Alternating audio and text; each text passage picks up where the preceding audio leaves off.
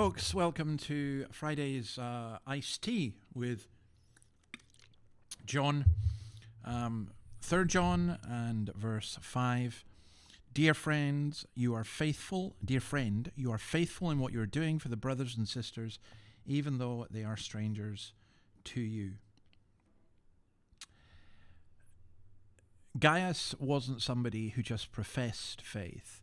He acted upon it. And John is really encouraged by that.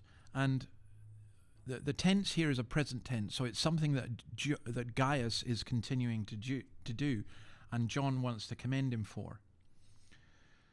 And I think he does that because Gaius is in a minority in the church. He's having to face up to Diotrephes, who wants to be first, and it must have been very discouraging for him.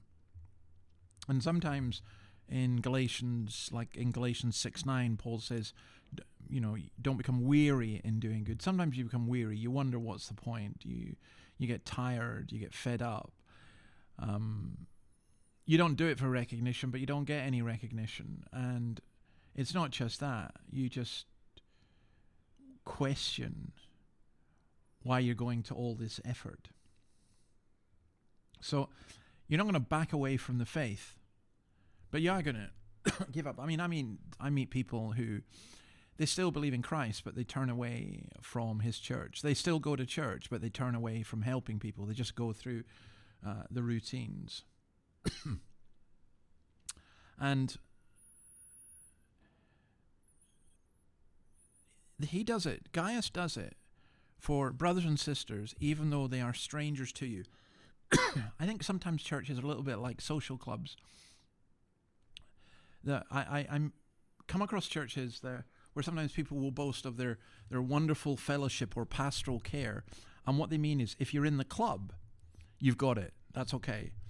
But if you're not part of the club, if they don't know you, if they are strangers to you, and here Gaius is being commended for doing things, for being faithful for the brothers and sisters, even the ones who are strangers to him. And I think that must mean showing hospitality. It must mean practical care in other ways as well.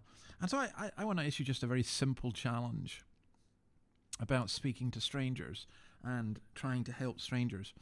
I once had a complaint at a Kirk session. It was quite funny because it was a genuine complaint where somebody had passed on a comment to one of the elders. A woman in the congregation had passed on a comment to one of the elders, which was meant to be quite critical of me. I wish she just said it to me, but never mind. She said, David's always speaking to strangers.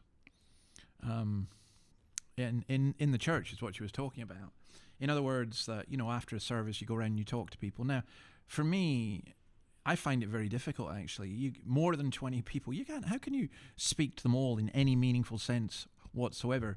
You can acknowledge people, you can say, but sometimes but for me, what I try and do is I look for the stranger. I look for the person who's come in, wandered off the street, person who may be visiting from somewhere else, and to see if there's any opportunity, if they want to talk or meet up or anything like that.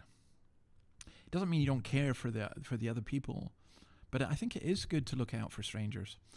Anyway, I took it as a compliment, not as an insult, so maybe I should have used this verse. You're faithful in what you're doing for the brothers and sisters, even though they are strangers to you. Have a great weekend and see you again on Monday. Bye.